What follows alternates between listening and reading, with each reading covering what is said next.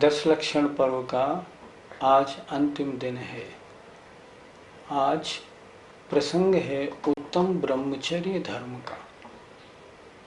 पूजा में लिखा है आकिंचन ब्रह्मचर्य धर्म 10 सार हैं, अर्थात 10 धर्मों में सार माने सबसे श्रेष्ठ धर्म कौन से हैं? 2, उत्तम आकिंचन्य और उत्तम ब्रह्मचर्य। उत्तम ब्रह्मचर्य, उत्तम ब्रह्मचर्य की परिभाषा होती है जो जीव समस्त स्त्रियों में मन वचन काय कृतकारित अनुमोदना से राग रहित रहता है, उनमें रंच मात्र भी राग नहीं करता, उसे कहते हैं उत्तम ब्रह्मचर्य। एक परिभाषा इसकी ये भी है जो आत्मा में रमण करता है उसे कहते हैं उत्तम ब्रह्मचर्य। पूजा में हमने आज क्या पढ़ा? शील बाढ़ नौराख्य ब्रह्म भाव अंतर लख्यो। ब्रह्म भाव अंतर लख्यो मतलब आत्मा के स्वभाव को अंतरंग में देखना। जो अपने आत्म स्वभाव में रमण करता है उसे कहते हैं उत्तम ब्रह्मचर्य। ब्रह्मचर्य धर्म पालन करने के लिए हम गृहस्थों को किन बातों का ध्यान रखना चाहिए? सबसे पहले तत्वार सूत्र में एक ब्रह्मचर्य व्रत की 5 भावना दी है। उसके लिए उन्होंने एक सूत्र भी लिखा है, स्त्री राग कथा श्रवण तन मनोहरांग निरीक्षण पूर्वरतानुस्मरण वृश्रेष्ठ रस स्वशरीर संस्कार त्यागाः 5। अब इसको हम देखें जीवन में कैसे उतारना है। अगर हमें ब्रह्मचर्य व्रत को थोड़ा अपने में उतारना है तो हमें किन बातों का ध्यान रखना? स्त्री राग कथा श्रवण, स्त्रियों बढ़ाने वाली। अच्छा, स्त्रियों को क्या चाहिए? पुरुषों में राग बढ़ाने वाली। स्त्रियों में राग बढ़ाने वाली कथाओं के सुनने का त्याग। ऐसी कथाएं नहीं सुनेंगे, ऐसे टीवी सीरियल या ऐसे सिनेमा नहीं देखेंगे, इसका त्याग करें। तन मनोहरांग निरीक्षण, स्त्री या पुरुष दोनों उल्टा लगा लें। पुरुषों के लिए स्त्री के मनोहर अंगों को हम घूर के देखेंगे नहीं। कहते हैं पहली दृष्टि वीतराग की होती है, दूसरी दृष्टि राग की होती है। पहली दृष्टि में कोई चीज सामने आ जाए तो राग पैदा नहीं होता, लेकिन पहली बार देख के जब दोबारा उसको देखने की इच्छा होती है तब राग पैदा होता है। अर्थात हम किसी के मनोहर अंग आदि को देख घूरेंगे नहीं। तन मनोहरांग निरीक्षण। पूर्वरतानुस्मरण, अगर हमें ब्रह्मचर्य धर्म का पालन करना है तो हमने पहले युवावस्था आदि में जो पंचेंद्रियों के भोगों को भोगा था हम उनको स्मरण नहीं करेंगे। क्यों? अब हमारे लिए वो त्याज्य हैं, उनसे हमें दूर रहना है। और क्या करना चाहिए? जिनको ब्रह्मचर्य व्रत धारण करना है, वृश्रेष्ठ रस त्याग, गरिष्ठ आहार का त्याग करना चाहिए। और क्या करना चाहिए? अपने शरीर के संस्कार का अर्थात रच पच के रहने का भी त्याग करना चाहिए। आदमी रच पच के क्यों रहता है? दूसरे को अपनी ओर आकर्षित करने के लिए। हम रचपच के क्यों रहें? हमारा ओढ़ा पहनाव बिल्कुल सादा और सिंपल, सफेद ड्रेस पहने तो कितना अच्छा लगता है। जिनको ब्रह्मचर्य व्रत का पालन करना है, अगर इन 5 बातों का वो ध्यान रखेंगे तो उनका व्रत या उनका ब्रह्मचर्य धर्म बहुत अच्छी तरह पलेगा। आचार्यों ने जो भी सूत्र दिए हैं बहुत सोच समझ के दिए हैं, इसलिए हमें इनका ध्यान रखना चाहिए। आज सुबह पूजा में हमने एक पंक्ति पढ़ी थी, शील बाढ़ 9 राख। तो इस शील की 9 बाढ़ कौन सी होती है? 5 बाढ़ तो मैंने आपको बताई दी, अर्थात स्त्रियों में राग बढ़ाने वाली कथाओं के सुनने का त्याग पहला, उनके अंगों को देखने का त्याग, पहले भोगे हुए भोगों को याद करने का त्याग, चौथा गरिष्ठ आहार का त्याग, पांचवा अपने शरीर को सजाकर रहने का, रचपच के रहने का त्याग, स्त्रियों को भी और पुरुषों को भी। अब 4 बाढ़ और देखना। पुरुषों को जरूरी है स्त्रियों की संगति का त्याग करें, अर्थात स्त्रियों के साथ रहें नहीं, ज्यादा जरा भी जुड़ाव नहीं, उनसे दूर रहें। दूसरी बात, उनकी सेज पर कभी नहीं बैठे। किसी भी महिला के बिस्तर हो उस पर कभी नहीं बैठे। उस पर बैठने से भी मन में विकार आता है और ब्रह्मचर्य में दोष लगता है। 8वीं बात, महिलाओं से, बड़ी लड़कियों से, कोई भी हो, किसी उम्र की भी हो, उनसे एकांत में बिल्कुल बात नहीं करें। एकांत में बात करने से भी उसमें दोष लगता है। और भरपेट भोजन, जिसे कहते हैं तनकर भोजन करने से भी इंद्रियों में विकार रहता है, उसका भी त्याग करें। इस प्रकार ये शील की 9 बाड़ हैं। स्त्री हो या पुरुष हो, इन्हें सबका ध्यान रखना है। महिलाओं को भी चाहिए कि वो पुरुषों के सेज पर न बैठें, पुरुषों से एकांत में बात न करें। और देखिए, कोई आर्यिका माता जी किसी तख्त पर बैठी हैं, पुरुषों को चाहिए कि उनके तख्त पर हाथ भी न रखें। कोई मुनि महाराज तख्त पर विराजमान हैं, महिलाओं को चाहिए उनके तख्त के ऊपर हाथ न रखें। एक बार सुधा सागर जी महाराज जब हमारे संस्थान में आए थे सांगानेर, तब उन्होंने बच्चों से कहा था, कभी किसी बच्ची को किताब देने का प्रसंग आए ना, तो किताब देना नहीं, किताब रख देना, वो उसको ले लेगी, ऐसा करना, ऐसा करना। क्योंकि देने से भी विकार वाली बात बन जाती है। हमारे बच्चे जब जहाँ जाते हैं 10 लक्षण पर्व में, उन्हें हम आदेश देते हैं, कभी भी कोई बच्ची पूछने आए, उनसे कहना, बेटे भाई बहन जी अकेले नहीं, 2 मिलके आइए। ये सब ब्रह्मचर्य की बाड़े हैं। इनका अगर हम इनको तोड़ेंगे ना, तो हमारे व्रत में दूषण लगेगा और कभी नौबत आएगी व्रत खंडित भी हो जाएगा। इसलिए दूर रहना चाहिए। अगर छोटी उम्र में कोई महिला विधवा हो जाए तो उसको क्या करना चाहिए? मैं इस बारे में एक उदाहरण देता हूँ, और उदाहरण भी किनका दे रहा हूँ, जो गणेश प्रसाद जी वर्णी की धर्म माता थी चिरौंजा बाई जी, उनका उदाहरण देता हूँ। बहुत सुनने लायक उदाहरण है। चिरौंजा बाई की शादी 16 वर्ष की उम्र में हो गई थी। पहले छोटी उम्र में शादियां होती थी। पति की उम्र मात्र 18 वर्ष की थी। शादी हुए लगभग 2-2.5 साल ही हुए थे। गरीब परिवार था। घर में 3 ही मेंबर थे, लड़का, चिरौंजा बाई, उनकी बहू और उनकी सास। सास वृद्ध थी। सास ने कहा, मेरी भावना है कि मैं गिरनार जी की यात्रा कर लूं, मेरा जीवन थोड़ा है। तीनों जनों ने मुश्किल से पैसे इकट्ठे किए और पैसे इकट्ठे करके गिरनार जी की यात्रा पे चल दिए। पहले यात्राएं बैलगाड़ियों में होती थी, तो बैलगाड़ी में यात्रा प्रारंभ हो गई। जब पावागढ़ से गिरनार जी की तरफ वो जाने लगे, तो रास्ते में चिरौंजा बाई के जो पति थे ना, जिनकी उम्र उस समय मात्र 20 साल थी, चिरौंजा बाई जी की 18 वर्ष थी, तो 20 साल की उम्र थी उनकी, उनको अचानक गर्दन तोड़ बुखार हो गया।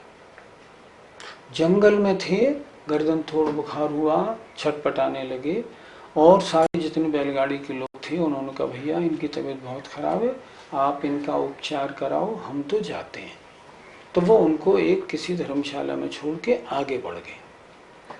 हुआ क्या, उस गर्दन तोड़ बुखार ने जोर दिखाया और 20 वर्ष के चिरौंजा बाई के जो पति थे ना, उनका उस धर्मशाला में स्वर्गवास हो गया।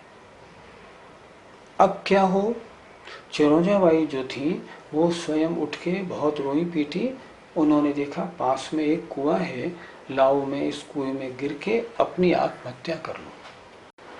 कुएं पे गई, कुएं की जगत पे खड़ी हुई और सोचने लगी, मैं इसमें गिरती हूँ। अंदर से अंतरात्मा की आवाज आई, अगर तुम गिरी और किसी ने सुन लिया और तुम्हें निकाल लिया जिंदा, तो तुम्हारी बड़ी बदनामी होगी। अगर तुम इसमें गिरी और नीचे पत्थर पड़े हुए और उनसे तुम्हारे हाथ पैर टूट गए ना, तो फिर तुम्हारा सारा जीवन लुंज पुंज गुजरेगा। ये भी बड़ा गलत होगा। फिर क्या करना, फिर ये करना कि नहीं नहीं, मैं इसमें कूदूंगी नहीं।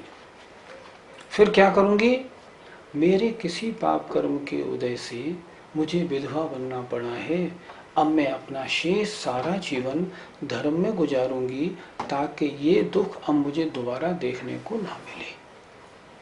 वो वहां से लौटी, लौट के अपनी माँ से बोली, जो उनकी सास थी, आपका बेटा बेशक गया, लेकिन आज से मुझे आप अपना बेटा समझना। इसके बाद उन्होंने अपने पति का, दोनों तीनों ने मिलकर क्रियाक्रम किया दोनों ने, और उनका संस्कार जंगल में करके, और वो अपनी माँ से बोली, माँ तुम्हारा जीवन मालूम नहीं कितना है, चलो मैं तुम्हारी यात्रा तो करा दूं। माँ बोली, अभी तो बेटा मरा है, कैसे यात्रा करें? उन्होंने कहा, मरने वाला मर गया, यात्रा तो कर ले, फिर नहीं हो पाएगी, हम गरीब लोग। पहले उन्होंने अपनी सास को गिरनार जी की यात्रा कराई। देखो इतने कष्ट में भी कितनी सहनशीलता थी। जब घर लौटी तो सारे लोगों ने पूछा, लड़का कहाँ है? उन्होंने कहा, वो तो मर गया। लोग रोने लगे। तो क्या कहती है चिरंजा भाई, जब मैं नहीं रो रही हूँ तो आप लोग क्यों रो रहे हैं? मैं क्या सोचती हूँ, मैंने कोई पाप किया होगा जिसके कारण मुझे विधवा बनना पड़ा?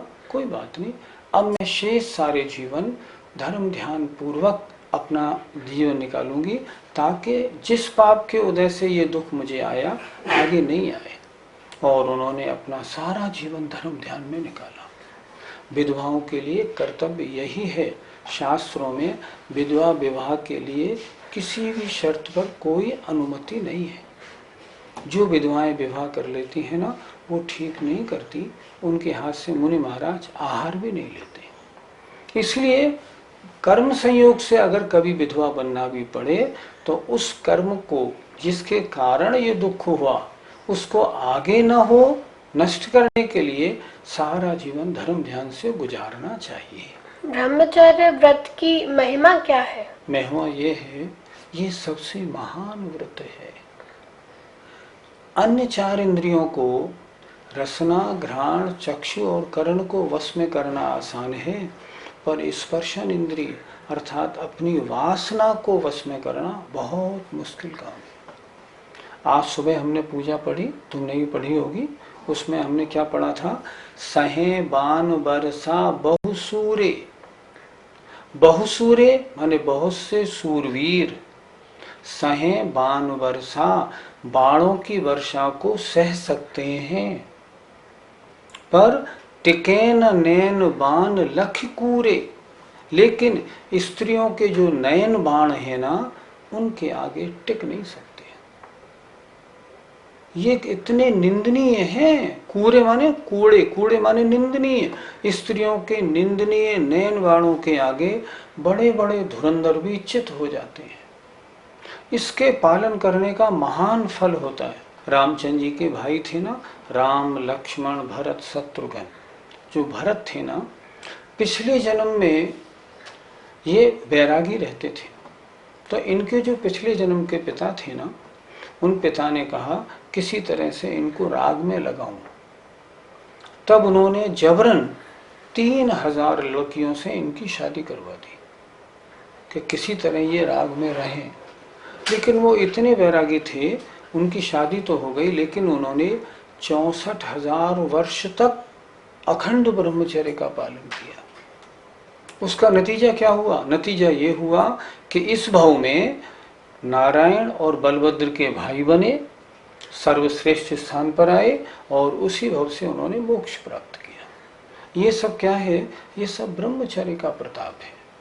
जिसने स्पर्शन इंद्रिय काम वासना को जीत लिया, अन्य चीजें तो उसकी सब अपने आप बस में हो जाती है।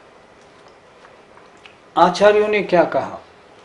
हम संख्या लिखें 1,00,000, 1 और 5 बिंदियां। आचार्यों ने कहा ये 5 बिंदियां जो है ना, ये तो हैं व्रत, और 1 का अंक है ब्रह्मचर्य। क्या मतलब हुआ? मतलब ये हुआ 1,00,000 की संख्या हो और ब्रह्मचर्य का 1 अंक नहीं हो, हम 1 मिटा दें तो वो बिंदियां सब बेकार। उसी तरह कैसे ही व्रतों को धारण कर लो, मुनि बन जाओ, आचार्य बन जाओ, कुछ भी कर लो, बड़े से बड़े पंडित धुरंधर बनो, अगर ब्रह्मचर्य नहीं है, सब व्रत जीरो है। उत्तम ब्रह्मचर्य धर्म की वास्तविक परिभाषा क्या है? पूजा में था ना, ब्रह्म भाव अंतर लखो। अपनी अंदर, अपने अंतर में जो अपनी शुद्ध आत्मा है उसका चिंतन करो। ब्रह्म माने आत्मा, चर्य माने चरण, चरण माने आचरण। जो सब तरफ से हटके पांचों इंद्रियों को गोपन करके, संकुचित करके अपनी आत्मा को देखने में लग जाते हैं, वे होते हैं उत्तम ब्रह्मचर्य वाले। उनके लिए क्या कहा है आचार्यों ने?